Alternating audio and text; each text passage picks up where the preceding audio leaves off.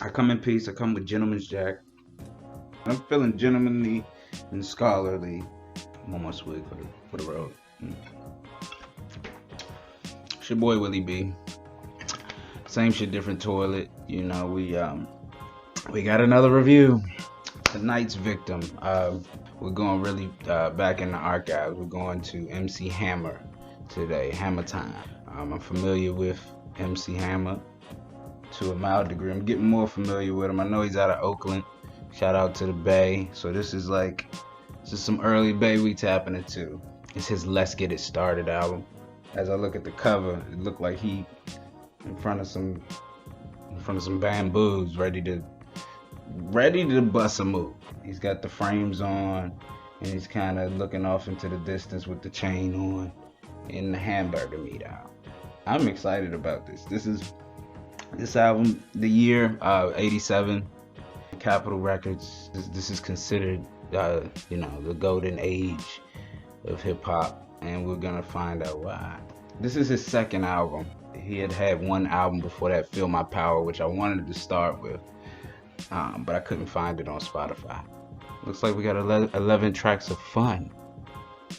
Let's see what the Hammerman got. Never listened to it. Got my blunt roll. You know, we always gotta have a nice commencement while we reflect on tunes. You don't want to do any reviewing without the mood set. I heard that Hammer's a goon too, so I mean, this is all love and respect that I come with, and I'll be out in the Bay, and I don't need any backlash because I love the Bay, and I feel like the Bay loves me back. You know, it's very simple. Every single album that I'm reviewing here, you know, at the end of it, I do a tally system, and I put them into brackets. You know, so you got classic, you know, which is kind of self-explanatory. Everybody, you know a classic, but I have certain criteria in a number system that considers it a classic. And then you have the tier under that is a good album.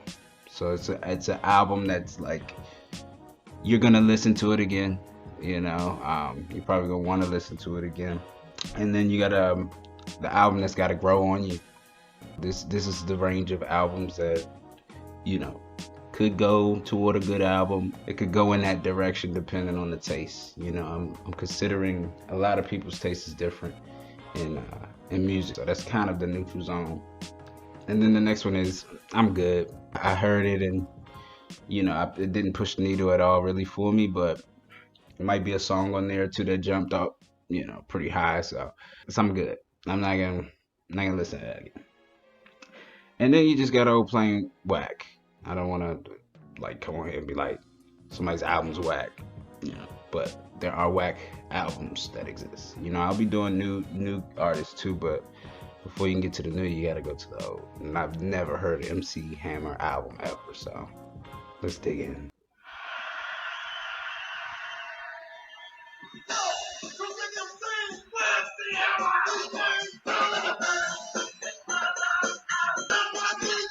Oh, he's shouting out Oaktown.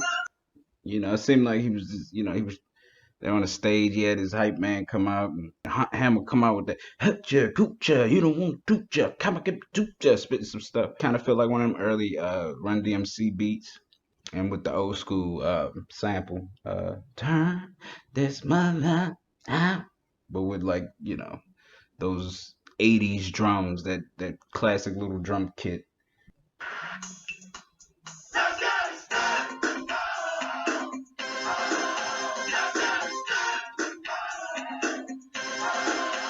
You can tell he made this, at least these first two songs, for the house party. You know, this feels like the 80s, early 80s hip hop.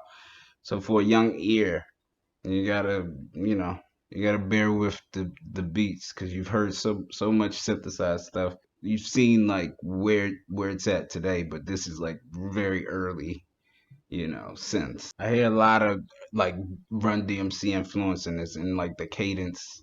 He must have been a real big fan of Run DMC, but who isn't? Like, that's, you know, forefather shit right there. Feel like a Beverly Hills Cop was out around this time, because a lot of the sounds and stuff, the little sounds you would hear in movies like that. Oh, oh, oh, oh. Yeah, a lot of early influences. I feel a lot of like a lot of Run DMC, a lot of Public Enemy vibes on this. Let's get it started. That's the song.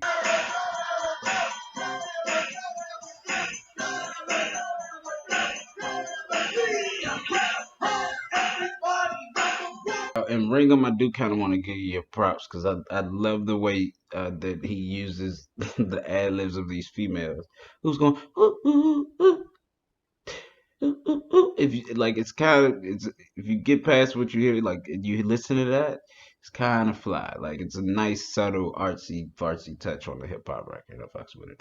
This got like the same cadence and beat as basketball is my favorite sport. You love the way we dribble up and down the court. It feels just like that. I like the extra ringing of the bells on the chorus. It does add more influence to it. See, and I could tell Hammer is really a goon because he don't be talking a whole bunch of goon shit. He like say like a bunch of party and cool shit, and then right at the end of his rhyme, he like, but I'm gonna let you know. And will slap the fuck out of you. Like he'll say some real shit right at the end of some super positivity. This nigga's a gangster. I'm convinced.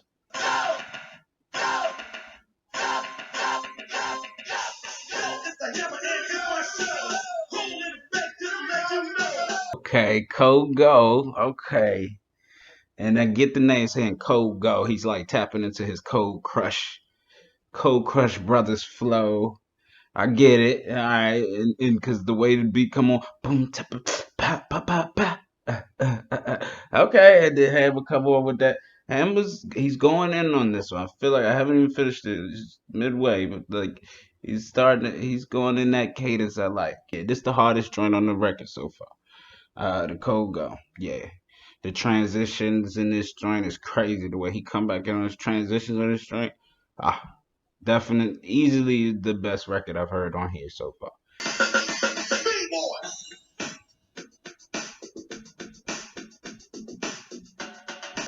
Oh, he taking us to the jungle. See, he just take niggas to the jungle on this one. You're being served. I ain't know what was gonna happen, but he just like, I'm gonna take y'all niggas into the tundra, motherfucker. Yeah, so it's just him and his hype man. Like, yeah, again, it feels a little Run DMC ish, and they kind of jumping out there with the sounds. They're not going with like contemporary sounds. They're bringing in some different sounds in this one. It's an acquired taste. It's very old school, and it's definitely a style of rapping that's been done. But I mean, he's doing his thing. Him and his boy getting off on it. Now I want to talk to you for a minute. I know, man, I'm going through a lot of changes out there today. So it sounds like right here where we stand on this gone. He's going a blues route. He's going like a blues hip hop beat, which is touchy for me because blues is kind of low on my bar of music, that I like. But I'm open. And I always get a little worried going down the blues route. I guess that's what it's intended for, right? Fuck it, let's go. So when the beat drops, though, the beat drop in that joint is smooth. I'm not gonna front. The beat dropped on that joint. It was smooth. I wanted the shit on it, but it was smooth. You know what I mean? The verse part on there, it says code, and then he's saying some real, some love shit. I'm with it. I'm with it.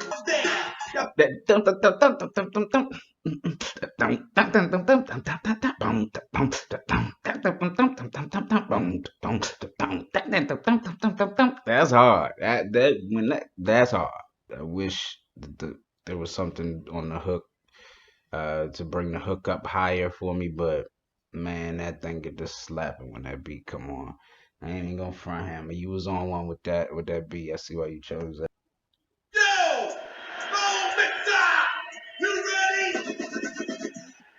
Bust it! Okay, the song is called They Put Me in the Mix. I already can feel in my senses why they named it this because the way this beat is playing with me is it's crazy. It puts you in some type of mix, like a glitch almost because he's it's off beat a little bit, but like on beat, He's got a lot going on early on this one. Okay, so I'm guessing it's some old school shit that they used to do because this is like one of them. It's just a record of a mix. So I guess this is just giving his boy, um, or himself. I don't know. The free range to just mix some dope shit in. Not really for me. I guess that's for old b boys to like just do their thing in the house. You know what I mean? Throw down the mat and get jiggy with it.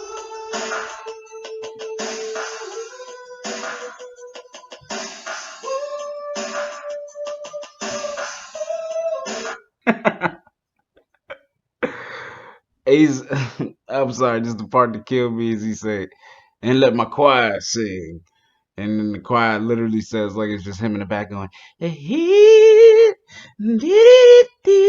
you fool for this with the hammer.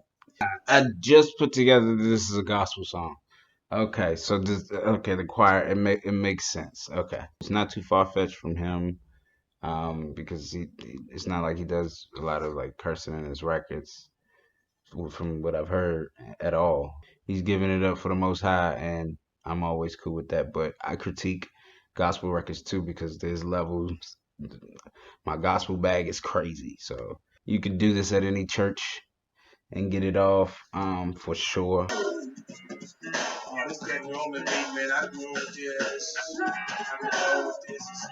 Hey, I'm always a fan of Curtis Mayfield. If you sampling some Curtis, you kind of got me by osmosis, like off that.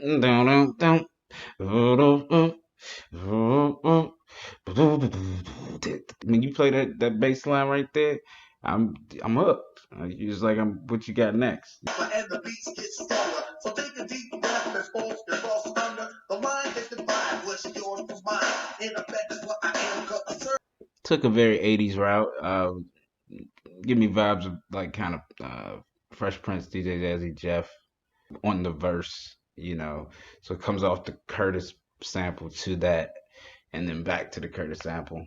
I see what's going on here. Not my favorite record, but I get it. I get the attempt of what you were trying to do with that one. I'm so upset. Breaking down hard for the West Fight your turn, woman, don't you run. The fight ain't over, it's just. So yeah, I guess this was like he was kind of channeling the West Coast version of Run DMC again. I get those vibes on a few records. We all influenced, by something and somebody because we love to compare, uh, you know, a new artist or something new we're hearing to something we're familiar with. So when I hear that, that just that cadence, that way of rapping, when I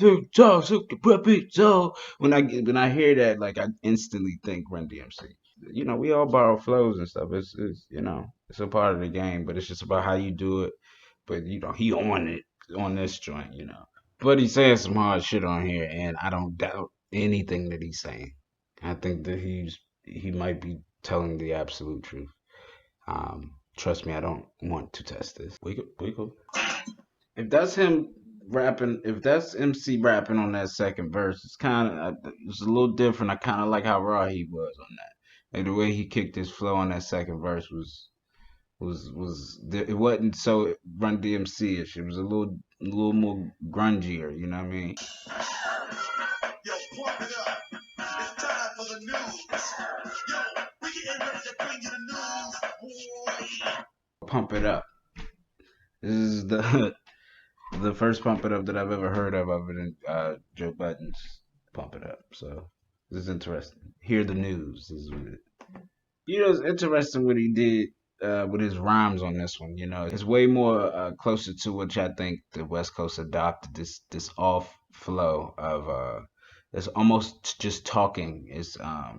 But it's talking your shit, saying it in your native swag. But it's very conversational and it's less rappy. And he tapped into a little bit of that early in this record.